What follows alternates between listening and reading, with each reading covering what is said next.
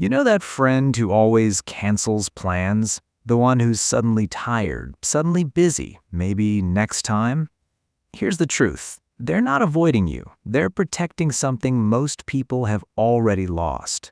And if you get more excited about Friday night in your pajamas than Friday night at a packed bar, this video is going to make you feel incredibly seen.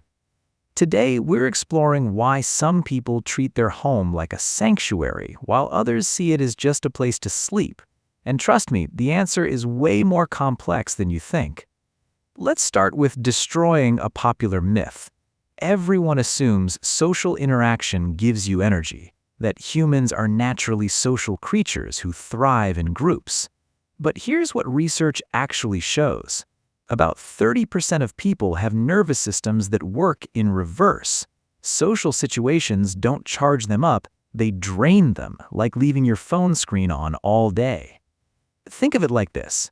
Imagine your brain has a social budget. Some people wake up with $1,000 to spend. They can attend meetings, make small talk, go to dinner, hit a party, and still have energy left over. You wake up with maybe $200.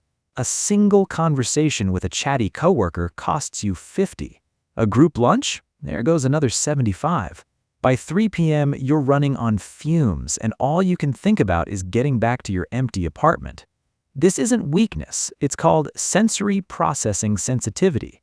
Your brain processes social information more deeply, which means it requires more mental resources. You're not antisocial, you're simply running a more expensive operating system. Here's something most people don't realize. Your brain is constantly trying to predict what happens next. It's scanning for threats, reading facial expressions, interpreting tone, calculating appropriate responses. In public spaces, your prediction machine goes into overdrive. That stranger walking toward you, are they dangerous? That person who just laughed, are they laughing at you? That text message, is it urgent or can it wait? Your home is the only place where your brain can stop predicting. You know every sound, you recognize every smell. There are no strangers, no surprises, no social calculations required. Neuroscientists call this predictive coding. When your environment is predictable, your brain uses less energy. When it's unpredictable, your stress hormones stay elevated. For some people, the outside world feels like a constant pop quiz they never studied for. So staying home isn't about fear. It's about giving your prediction machine a break. Now, let's talk about something society gets completely wrong. We're told that exciting lives happen out there. Adventures, connections, experiences. All of it requires leaving your house. But research on solitude shows something surprising. People who spend significant time alone report higher levels of self-awareness, emotional regulation, and creative output. They're not disconnected from life. They're connected to themselves in a way that's impossible in constant noise. Think about when you have your best thoughts. Is it during a loud dinner conversation, or is it in the shower, on a solo walk, right before sleep? Depth requires silence, and some brains crave depth more than breadth. This is why homebodies often have rich inner lives.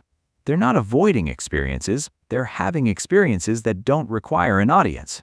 Reading a book that changes their perspective, creating something meaningful, processing emotions instead of distracting from them. The world celebrates the person who's always busy, always social, always on.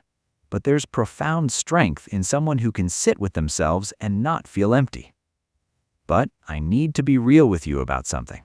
There's a difference between choosing to stay home and feeling trapped at home, between peace and avoidance. And sometimes the line gets blurry. Ask yourself this. When you think about going out, do you feel content with your choice to stay in? Or do you feel anxiety, shame, or fear about what might happen if you leave? Do you stay home because your couch is comfortable, or because the thought of being perceived by others makes your chest tight?